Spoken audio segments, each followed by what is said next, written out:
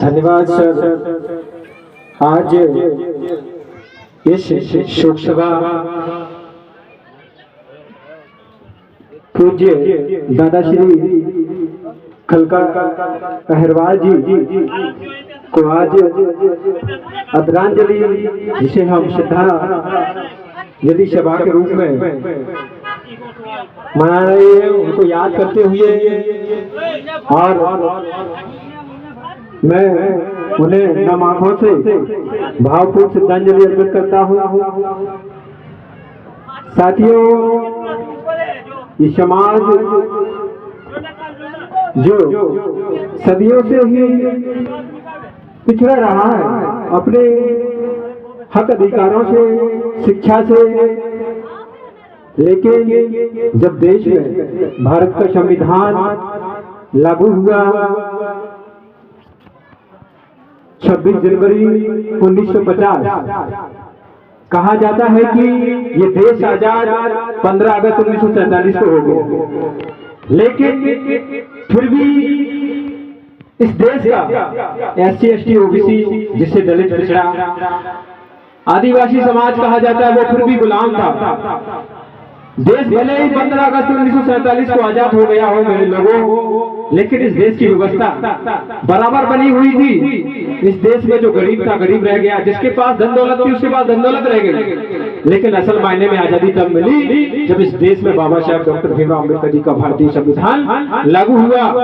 तब जाकर 26 जनवरी 1950 को हमें पूर्णतः रूप से आजादी मिली, और तभी उस व्यवस्था और उस परिवर्तन की लहर से, उन अधिकारों की वजह से आज हम अपने अधिकारों का उपयोग करते हुए इस तरह से कार्यक्रम कर पा रहे हैं।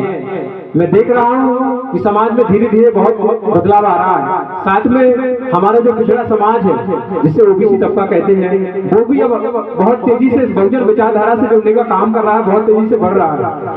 तो साथियों, जो भी साथी सुन पा रहे हो, आपसे बस इतना ही आग्रह है कि ये विचारधारा मानवतावादी विचारधारा है।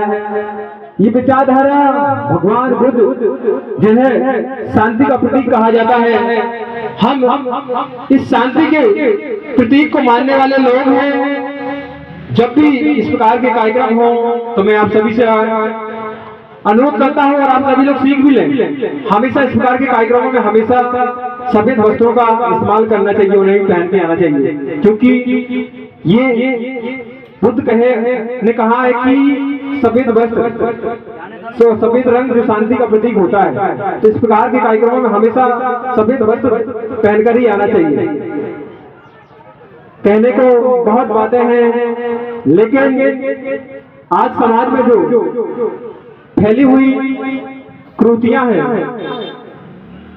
जिनको समाज त्यागना नहीं चाह रहा है, कहीं ना कहीं वो मानसिक गुलामी की ओर जकड़ा हुआ है, जिसको इन महापुरुषों को पढ़कर, इन महापुरुषों की जीवनी, इनके विचारों को पढ़कर बदला जा सकता है मेरे लोगों।